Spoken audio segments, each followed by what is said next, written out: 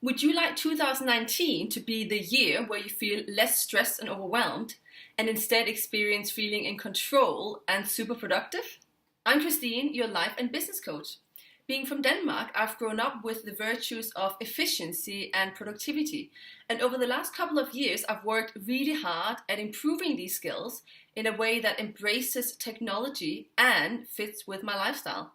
If productivity and attention management don't come naturally to you, don't worry. These are skills you can definitely learn. And in this video, I'll show you how. Below are my personal top 15 tips and habits to introduce in your life, and I'll kick it off by sharing with you a major realization that helped me understand why I often got distracted and out of sync when working. At work, most people really play two roles at the same time, the boss and the worker, meaning you have to decide what your work is and you have to do the work. Actually, doing these types of work requires different types of brain processing. And the better you get at splitting them up, the more time you save and the more in sync you'll feel. This means take the thinking seriously and separate it from the doing. So always keep this in mind, and let's get started with the first habit that has probably made the biggest difference to my life. Plan your day the night before. Every evening I plan the next day. It helps me disconnect from the work of the day, and during the night, my brain is able to process and reboot. The best part is that the next day, I'm ready from the start.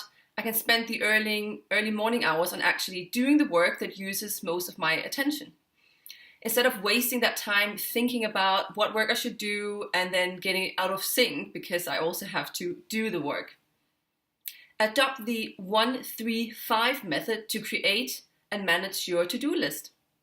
Every evening, I assume that I can finish 1 big thing, 3 medium things, and 5 small things the next day. I use Evernote to do this, and I have 2 lists, a master to-do list and a daily to-do list. In the evening, I pick a big thing and 3 medium things to do for the next day from the master list, and then put them on the daily list. I don't distract myself by looking at the master to-do list during the day, only once in the evening. Also really important, I do the big thing when my attention is at its peak, which for me is mid-mornings, once I've spent about 30 minutes checking my emails. Eat the frog first. For when there's this thing I just don't want to do, I schedule it first thing in the morning, even before checking my emails. Once it's out of the way, I feel proud and like I've accomplished something worthwhile, and it really gives me momentum for the next task. Important over urgent. This is another great mindset habit to adopt. In the evening, when you're planning your day and your week ahead, schedule things that are important ahead of things that are urgent. It might seem counterintuitive, but if you always do urgent but not important things, you'll never move towards really big and important goals. Remember that urgent tasks are usually not as urgent as your instinct first tells you. Become better at separating important tasks from urgent ones by watching what happens in your mind when a new task suddenly falls on your plate. Mindfulness is super important, and I'll talk about it later in this video again. Make use of the compound effect. Is there any big goal, such as learning a new language or becoming an expert on a topic that really excites you, but you've almost given up hope of ever getting around to doing? Spend 1 hour a day dedicated to doing this. Time that you would have otherwise wasted commuting or sleeping or just procrastinating. I did this successfully when I learned Hindi a few years ago. What works for me at the moment is a mixture of reading books early mornings before I check my emails, and always having 1 to 2 audiobooks on my phone for when I'm commuting. Trust me, 1 hour a day adds up quicker than you think. The 2-minute rule. I use this especially for emails, but you can also use it for spontaneous work that comes in. Anything that suddenly needs to be done and you decide can probably be done in less than 2 minutes should be done straight away instead of adding it to your to-do list. When you factor in the time and distraction spent writing a reminder, reading it, and remembering the details, you're better off getting it done immediately. The wording of to-do lists. The words we choose for our to-do lists matter. Unless you can easily picture an activity, it's not really an action. Be specific and avoid wasting your attention when reading the action by making it clear who has to do what exactly. This really benefits you when you are in work mode, as it really creates momentum. Stop multitasking. Focus on one thing at a time. When you constantly switch between tasks, you waste your mental capacity and aren't able to produce your best work, as you end up not going deep with any of the work. Minimize virtual distractions. Choose a few times a day where you check your emails.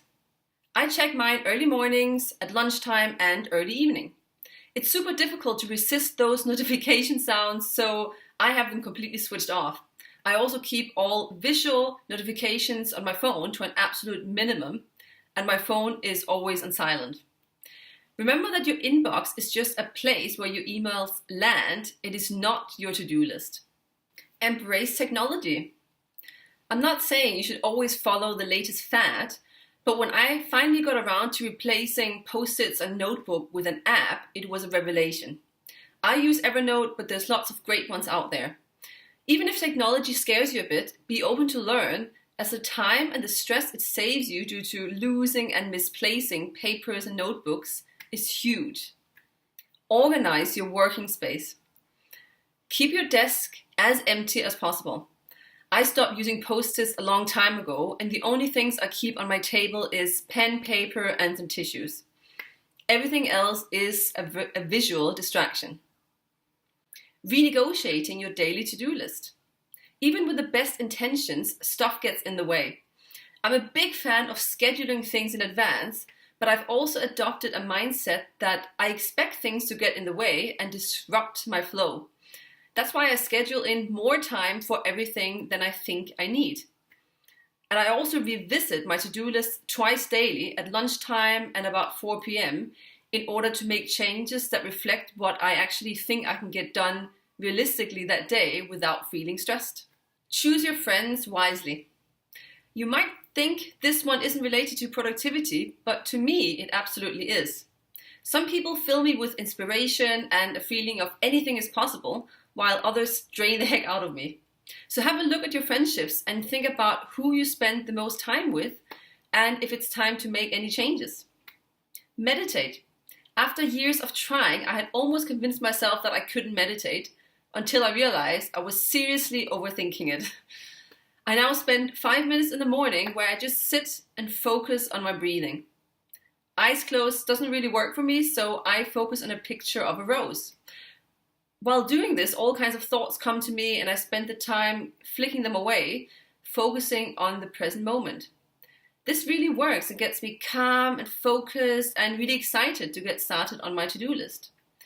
Meditation and mindfulness is seriously one of the best new habits I have introduced in my life. Mindfulness also means being aware of your reactions to events throughout the day and knowing when you are genuinely at peak attention. Getting to know myself like this means I have gotten much better at scheduling the right kind of tasks, depending on whether the task needs a little or a lot of attention for the right times of the day. Lower your expectations. Accept that there's always more work to be done, no matter what you do. The sooner you can forget about being perfect, the sooner you'll feel calm, collected, and happy with yourself.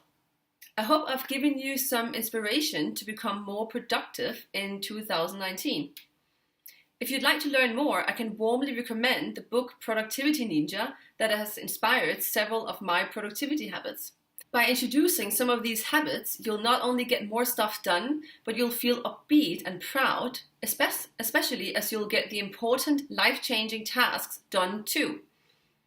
Checking in with yourself and noticing how you're getting on with these new habits is really important, which is why I'm such a big fan of adding more mindfulness to your life. Thanks for watching. If you like this video, please hit that like button below. Be sure to subscribe, and I would love to hear what you thought of these habits and if you're going to implement them. I can't wait to see you again next time, where I'll share some super useful life hacks again with you. Bye!